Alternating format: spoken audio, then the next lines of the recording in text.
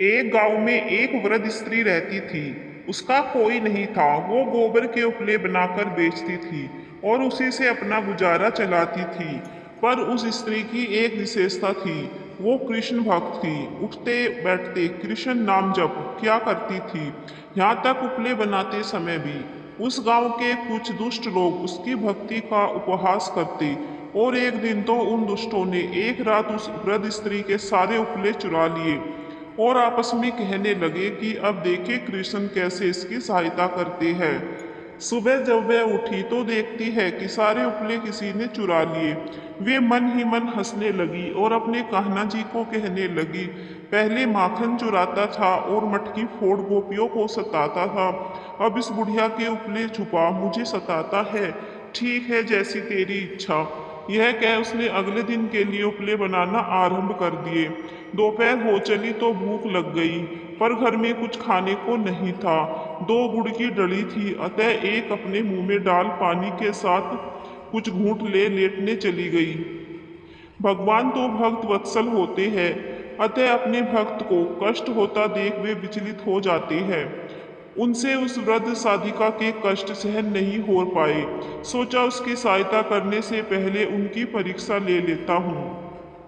अतः वे एक साधु का वेश धारण कर उसके घर पहुंच कुछ खाने को मांगने लगे।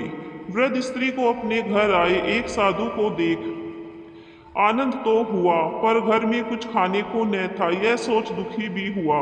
उसने गुड़ की इकलौती डली बाबा को शीतल जल के साथ खाने को दे दी। बाबा उस स्त्री के त्याग को देख प्रसन्न हो गए और जब वृद्ध स्त्री ने बाबा को अपना सारा वृतांत सुनाया तो बाबा उन्हें सहायता का आश्वासन देकर चले गए और गांव के सरपंच के यहाँ पहुंचे। सरपंच से कहा, सुना है इस गांव के बाहर जो वृद्ध स्त्री रहती है उसके उपले किसी ने चुरा लिए। मेरे पास एक सिद्धि है। यदि गांव के सभी लोग अपने उपले ले आए तो मैं अपनी सिद्धि के बल पर उस वृद्ध स्त्री के सारे उपले अलग अलग कर दूंगा। सरपंच एक भला व्यक्ति था। उसे भी वृद्ध स्त्री के उपले चोरी होने का दुख था। अतः उन्होंने साधु बाबा रूपी कृष्ण की बात तुरंत मान ली और गांव में ढिंडोरा पिटवा दिया कि अब अपने घर के उपले तुरंत गांव की चौपाल पर लाकर रखे। जिन दुष्ट लोगों ने चोरी की थी उन्होंने भी वृद्ध स्त्री के उपले अपने उपलों में मिलाकर उस ढेर में एकत्रित कर दिए। उन्हें लगा कि सब उपले तो एक जैसे होते हैं, अतः साधु बाबा कैसे पहचान पाएंगे। दुर्जनों को ईश्वर की लीला और शक्ति दोनों पर ही विश्वास नहीं होता। साधु वेशधारी कृष्ण ने जब सब उपलों को कान लगाकर वृद्ध स्त्री के उपले अलग कर दिए। वृद्ध स्त्री अपने उपलों को तुरंत पहचान गई और उसकी प्रसन्नता का तो ठिकाना ही नहीं था। वो अपने उपले उठा साधु बाबा को नमस्कार कर चली गई। जिन दुष्टों ने वृद्ध स्त्री के उपले चुराए थे उन्हें यह समझ में नहीं आया कि बाबा ने कान लगाकर उन उपलों को कैसे पहचाना। अतः जब बाबा गांव से कुछ दूर निकल आए तो वे दुष्ट बाबा से इसका कारण जानने पहुंचे।